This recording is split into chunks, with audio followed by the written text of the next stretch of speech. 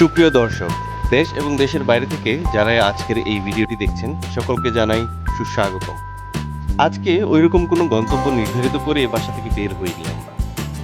যাত্রাপথে যা চোখে আসবে, যতটুকু দেখবো ততটুকুই আপনাদের সাথে আপনাদের সামনে তুলে ধরবো।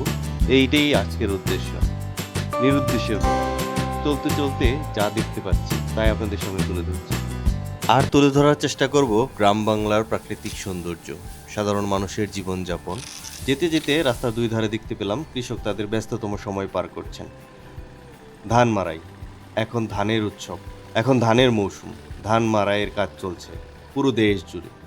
হাওরে বাওরে বিলে আনাচে কানাচে যেইখানে একটু জমি ছিল, যেইখানে মানুষ ধান চাষ করেছে, সবাই এখন ব্যস্ত বর্ষার আগেই যার যার ধান, যার যার ফসল নিজের ঘরে তুলে নিয়ে আসতে। ব্যস্ত রাস্তা, কিন্তু তারপরও মানুষ সুবিধার জন্য এই পাকা পিচ ঢালাই করা রাস্তার উপরেই তাদের ধানগুলো মাড়াই করতে স্বাচ্ছন্দ্য বোধ করছে। যদিও কিছুটা ঝুঁকিপূর্ণ, কিন্তু তারপরও এখানে বৃষ্টি হলে পানি গড়িয়ে পড়বে, বৃষ্টি হলে তাড়াতাড়ি পানিটাও শুকিয়ে যাবে। আবার দেখা যাচ্ছে ওনাদের ধানের জমির খুব কাছেই এইরকম উঁচু জায়গাটা পাকা হওয়াতে, পিচ ঢালাই হওয়াতে তাদের জন্য সুবিধাই হয়েছে। যার কারণে দেখা যাচ্ছে রাস্তার উপরে কেউ পলিথিন বিছিয়ে, কেউ ত্রিপাল বিছিয়ে তারপর সেই ধান ঝাড়াই মারাইয়ের কাজ করছে, কেউ বা খড় শুকাচ্ছে। বড় বড় গাছের নিচে যেখানে ছায়া পাওয়া যাচ্ছে, কিষানীরা, দিনমজুর শ্রমিক ভাইয়েরা সেই গাছের নিচে দাঁড়িয়ে বা বসে জিরিয়ে নিচ্ছে, কেউ কেউ কেউ বা তাদের দুপুরের আহার সম্পন্ন করে নিচ্ছে। আমরা আজকে ওনাদের এই কার্যক্রম দেখতে দেখতেই এগিয়ে যাচ্ছি সামনের দিকে। গন্তব্য সামনে একটা চরের দিকে। খেয়া পার হব, খেয়া পার হয়ে তারপর নৌকায় উঠবো। সেই নৌকায় করেও ওই গন্তব্যে চলে যাব। দূর দূরান্তে যত দূর চোখ যায়, আমরা দেখতে পেলাম শুধু ধানের জমি আর ধানের জমি। আর যেহেতু বর্ষা সিজন চলেই আসছে, তাই সবাই ব্যস্ত ধানগুলোকে যেন সঠিক সময়ে যার যার ঘরে উঠিয়ে নিয়ে যেতে পারেন, সঠিক পরিচর্যা করতে পারেন, আর সারা বছরের জন্য তাদের আহারের ব্যবস্থা যেন ঠিকমতো হয়ে ওঠে।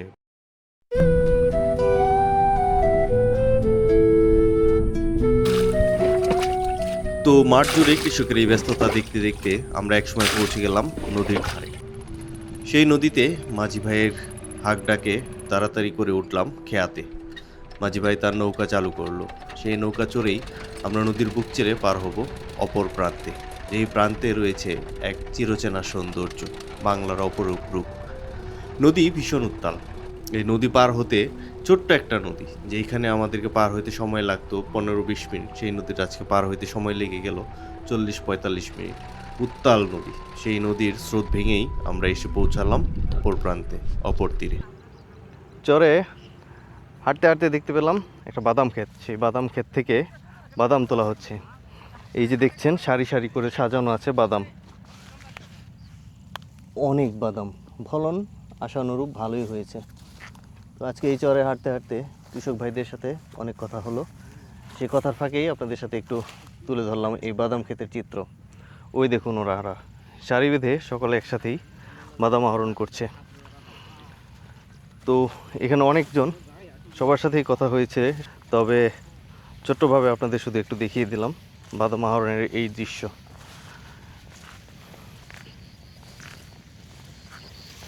আসসালামু আলাইকুম, কেমন আছেন? ফলন কেমন হয়েছে? যাক, ভালোই দিছে না? মোটামুটি তো গুছাই ফেলছেন, আর কতক্ষণ লাগবে? 20 মিনিট? আধা ঘন্টা লাগবে না? আধা ঘন্টার মধ্যে মোটামুটি হয়ে যাবে না? অনেক মানুষ, অনেকজনই তো আসছেন। সবাই কি আপনারা ওই পারের নাকি? ওই পারে? এই জমি কার, ফসল কার? আপনাদের নিজেরই জমি না? ও, যাক, ভালো হয়েছে। শুধু এই জায়গায় এতটুকুই করেছিলেন না আরো আছে? আরো আছে না? সবাই মিলে আবাদ করতে। সবাই মিলে?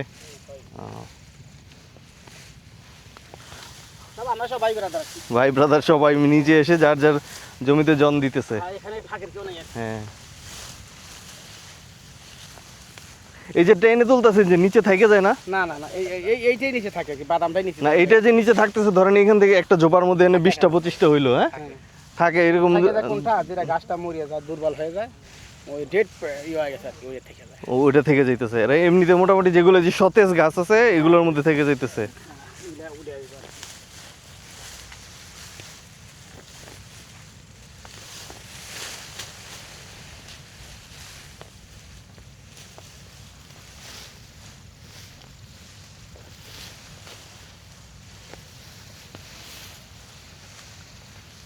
এক এক চরে এক এক রকম ফসল আবাদ হয়, যেই চরের মাটির গুণাগুণ যেই রকম সেই মাটির গুণাগুণের উপর ভিত্তি করেই সেই চরের উপরে ফসলের আবাদ করে থাকেন ওনারা। হ্যাঁ, সেই পরিশ্রম করার ফলে এই জমিতে ফসল ফলানো গেছে। কিন্তু এই জমিটা যদি আবার ধরেন এই মাটি হয়ে যেত তাহলে তো আর বাদাম চাষ হইতো না, একটু দোআঁশ লাগবে।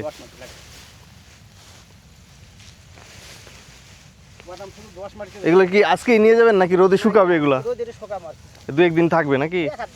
এক আধ দিন থাকবে তারপরে সব নিয়ে যাবেন। আচ্ছা, এগুলো এখন এই বাজার দর কিরকম কাঁচা বাদামের? শুকনাটা 5,000। ও মানে কাঁচাটাই আপনারা শুকায় বিক্রি করলে 5-5.5 করে বিক্রি করতে পারো। এই যে এইখানে কতটুকু জমিতে আবাদ করেছিলেন? 3 পাখি। আপনার ফলাফল আপনি শেষ পর্যন্ত শুকানোর পরে কীরকম আশা করেন? বাকি প্রতি 5-6 মণ করে থাকবে না?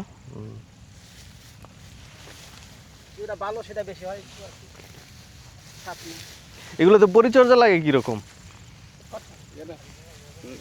এইটার হলো আপনার 1 মণ দানাতে 3 বিঘা বই লাগানো যায়। 1 মণ দানাতে 3 পাখি লাগানো যায়। তারপরে সার পানি হয়তো এটা কিছু কম লাগে আর কি, চাষ লাগে, অনেক কিছু আছে। চাষ লাগে, কিন্তু এমনিতে সার পানি ওইরকম ভাবে বা ওই আগাছা পরিষ্কার ওইরকম যত্ন তো নেওয়া লাগে না? আগাছা পরিষ্কার করতে হয়? হ্যাঁ,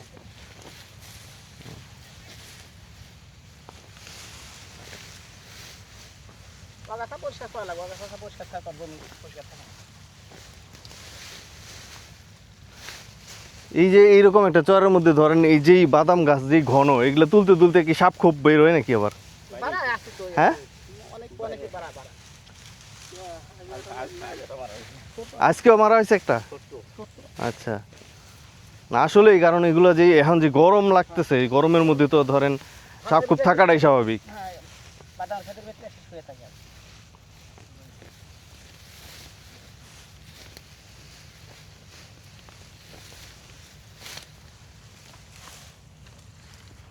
তিন পাখি জমি, প্রতি পাখিতে হয়তো বা 5-5.5 মণ 5 মণ এরকম আশা করা যায়। বিঘা প্রতি এর বর্তমান মূল্য হচ্ছে 5 থেকে 5,500 টাকা কাঁচা বাদাম শুকিয়ে বিক্রি করলে।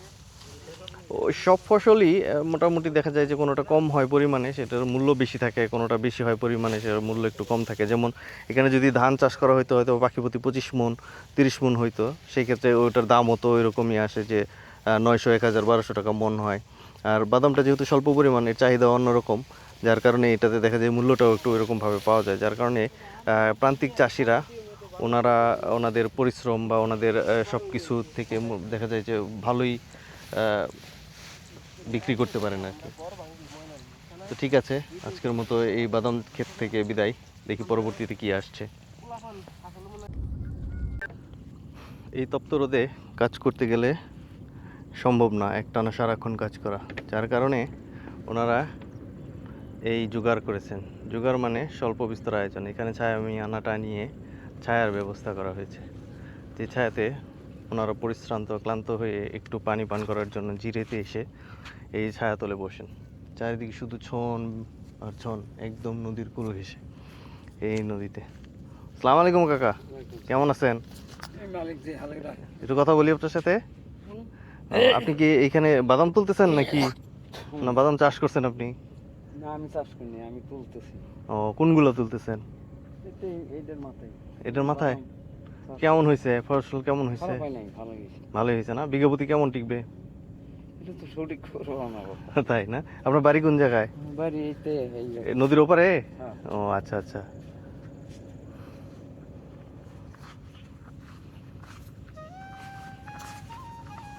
ষড় ঋতুর দেশ বাংলাদেশ, বর্ষা তার অন্যতম এক ঋতু। পুরো বিশ্ব যেখানে সেজেছে এক ভিন্ন মাত্রায়, সেখানে আমাদের নদীমাতৃক এই বাংলাদেশের রূপ যেন চোখে পড়ে ভিন্ন এক আঙ্গিকে।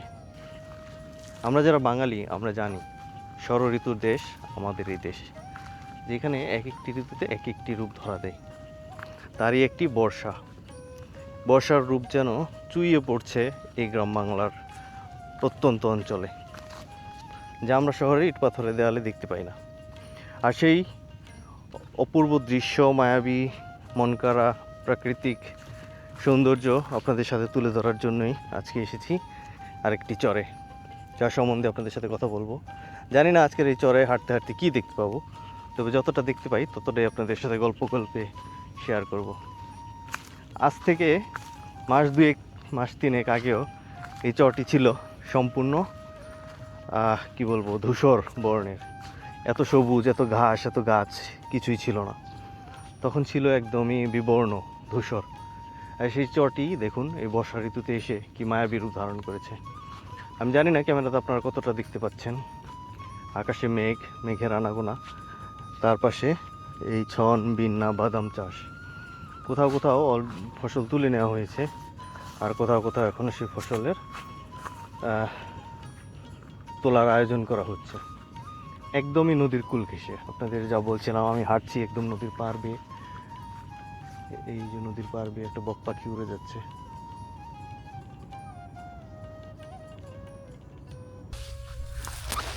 ভাই যেই ব্লগিং আমরা করি, জীবনের গল্প, মানুষের গল্প, চরের গল্প, পরিশ্রমী মানুষের গল্প, তো এই গল্পগুলো বের করে নিয়ে আসতে আর আপনাদের সামনে তুলে ধরতে যেই একটা দুর্গম পথ আর পরিশ্রমের মধ্যে দিয়ে যেতে হয়, এটা আসলে আমরা যারা করে থাকি এই ধরনের ভিডিও তারাই জানি। রোদ, ঝড়, বৃষ্টি আর এই যে ঝোপ জঙ্গল যা দেখতে পাচ্ছেন, জনমানবহীন এক জায়গা। এখানে মানুষ নেই বললেই চলে। হঠাৎ কচিতে দুই একজন যদি পাওয়া যায়, তাদের সাথে একটু কথা বলি, রাস্তা জিজ্ঞেস করি, ভাই রাস্তাটা কোন দিকে। আমরা এই ভিডিও ধারণ করা আসলে অতটা সহজ নয়। সেই কাকডাকা ভোরে সকালে বের হয়েছি লোকেশন খুঁজে বের করতে। আসলে প্রতিদিন তো আর আপনাদের সাথে একই জায়গা তুলে ধরা যায় না, একই গল্প বলা যায় না। চেষ্টা করি ভিন্ন ভিন্ন জায়গা, ভিন্ন ভিন্ন কিছু দেখাইতে। তো সেই জায়গা দেখাইতে গিয়ে কোথায় রাস্তা, কোথায় মানুষ, কোথায় বা জনপদ কিছুই খুঁজে পাচ্ছি না। এখন এরকম একটা জায়গায় গোলক ধাঁধার মতো ঘুরতেছি। দেখা যাক পথ খুঁজে পাই নাকি। পথের শেষে যদি কোনো গল্প পাই, সেই গল্পটা আপনাদের সাথে তুলে ধরাই আমাদের সার্থকতা। আর আপনারা যদি আমাদেরকে একটু উৎসাহিত করেন, লাইক সাবস্ক্রাইব করেন, সেটাই আমাদের প্রাপ্তি। মনে হয়েছে গহীন জঙ্গল থেকে একটু বের হয়েছি, দেখি সামনে কি আছে। গহীন জঙ্গলে ভ্রমণ করতে করতে ভেদ করে বের হয়ে আসলাম ছোট্ট একটা লোকালয়। ঢুকতেই যে জিনিসটা চোখে পড়লো, দেখুন মাচা দেওয়া, একটা সবজির মাচা দেওয়া, ধুন্দুল ঝুলতেছে, কত ধুন্দুল, একদম প্রাকৃতিক। এখানে কোনো ধরনের সার কীটনাশক ছাড়াই এই বাড়ির আঙিনায় ছোট্ট একটা মাচা করে সবজির চাষ করা হয়েছে। দেখি বের হই জঙ্গল থেকে, কার বাড়ি, কার উঠোনে গিয়ে উঠি, কথা বলা যায় কি না। সবাই তো আর একরকম না। বাহ, সুন্দর চিমচাম গোছানো একটা ছোট্ট বাড়ি। ও মাই গড, বের হয়ে আসলাম। সুপ্রিয় দর্শক, আমি আপনাদেরকে ড্রোন ভিউতে দেখাবো আসলে আমরা কোন জায়গাটাতে আছি। তার আগে আপনারা একটু দেখুন আমরা কোথায় আছি, কোন দিক দিয়ে আসছি। এখানে আশেপাশে চারপাশে বিস্তীর্ণ ভূমি, শুধু ছন, বন, জঙ্গল, বাদাম, মাসকলাই, তিল, এগুলোর আবাদ। এই যে ওনার আগে নাই ছোট একটা মাচা যেরকম আছে, এখানে মাটিতেও এটা মনে হয় শশা ফুলাই রাখছে, কি সুন্দর হয়েছে দেখতে। চরের বৈশিষ্ট্যই হচ্ছে এই ছন, বেড়া, পাটকাঠি এগুলো দিয়েই ঘর তৈরি করে ওনাদের বসত। এখানে চোরের ভয় নেই, ডাকাতের ভয় নেই, যার কারণে সবাই যার যার মতো বাড়ি ঘর ফেলে রেখে কাজে চলে গেছে। এই যে বাদাম, ওনারাও বাদাম আহরণ করে বাদাম তুলে এখানে যে স্তূপ করে রাখছে বাদামগুলো, এগুলো হয়তো বা একটু মজে যাবে যখন, তখন মারাই করা হবে, বা লাঠি দিয়ে বাড়ি দিলে এগুলো ঝরে যাবে, এই আর কি।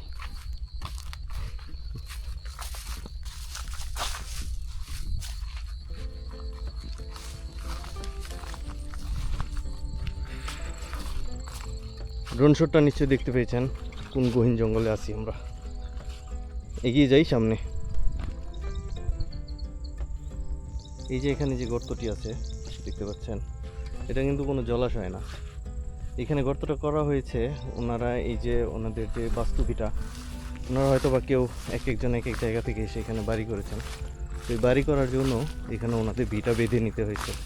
আর না হলে নিম্নভূমিতে তো বাড়ি করলে পানিতে যখন পানি আসবে বর্ষায়, এই যে নদী থই থই করতেছে, আর কিছুদিনের মধ্যেই পানি উঠে যাবে, তখন তো এই বাড়িতে বসবাসই কঠিন। যার কারণে ওনারা এই মাটিটা একটু উঁচু করে নিয়েছেন, এইখানে যে বেঁধে নিয়েছেন, এটা উঁচু উঁচু ভূমি। এটা এইভাবেই আমাদের জীবন এগিয়ে যাচ্ছে। যাই সামনে, ওই যে মানুষ দেখতে পাচ্ছি কিছু, কথা বলি, কথা বলা যায় কিনা।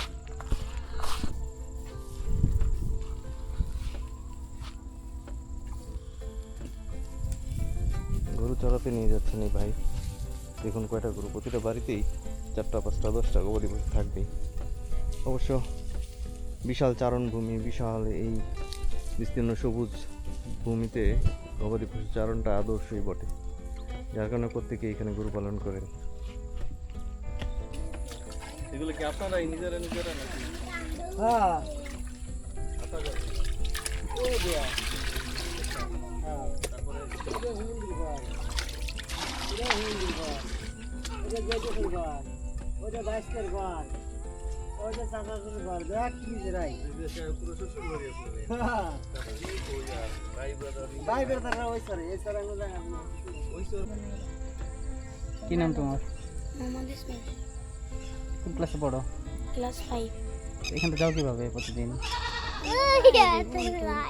রাস্তাঘাট আছে, কেউ নৌকা আছে, তাই না? যেতে পারে। প্রতিদিন যাও না নাকি কষ্টের জন্য বাদ দাও? প্রতিদিনই যাই। প্রতিদিন যাও? হ্যাঁ। যাই ভালো।